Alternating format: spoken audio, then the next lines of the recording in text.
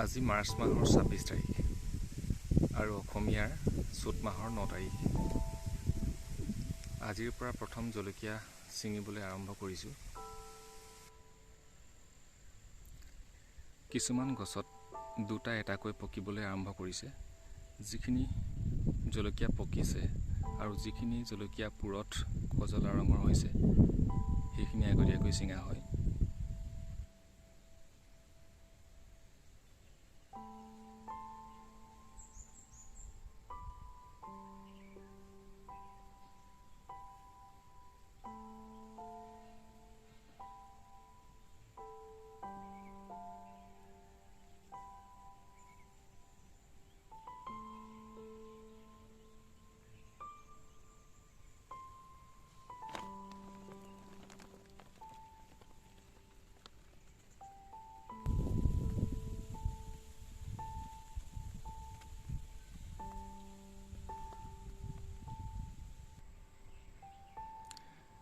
যিহেতু মই জলকীয়াৰ হোলচেল কৰোঁ, সেইকাৰণে নপকিলেও জলকীয়াখিনি মাৰ্কেটত চলি যায়।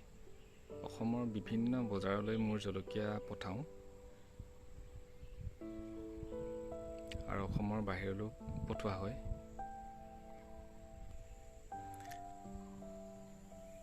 বহাগ বিহুৰ আগলৈকে জলকীয়া নপকিলেও কেঁচাটো চলি যায়, কাৰণ মাৰ্কেটত ডিমাণ্ডটো বহুত থাকে। এতিয়ালৈকে মই খবৰ পোৱা মতে অসমৰ বজাৰত এই বছৰীয়া জলকীয়া ওলোৱা নাই। আগৰবোৰ প্ৰায় শেষ হৈ গৈছে। যোৱা বছৰ যিখিনি কৰিছিলে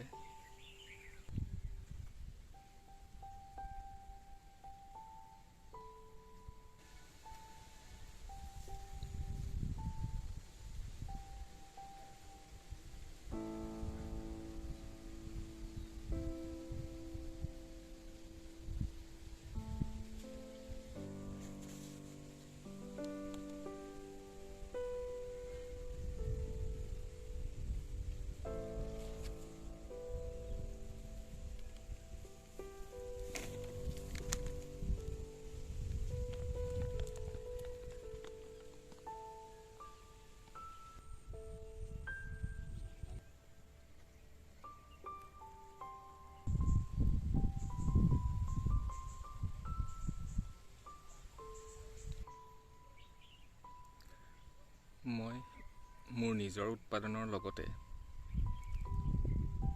মোৰ অঞ্চলৰ বিভিন্ন কৃষকে কৰা ভোট জলকীয়াৰ উৎপাদন সংগ্ৰহ কৰি মই অসমৰ বিভিন্ন বজাৰলৈ প্ৰেৰণ কৰোঁ।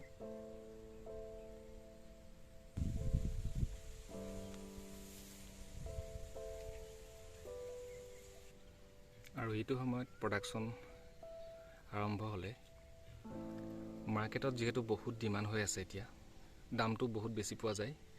আগতীয়াকৈ কৰিলে সেইটো অলপ সুবিধা হয়।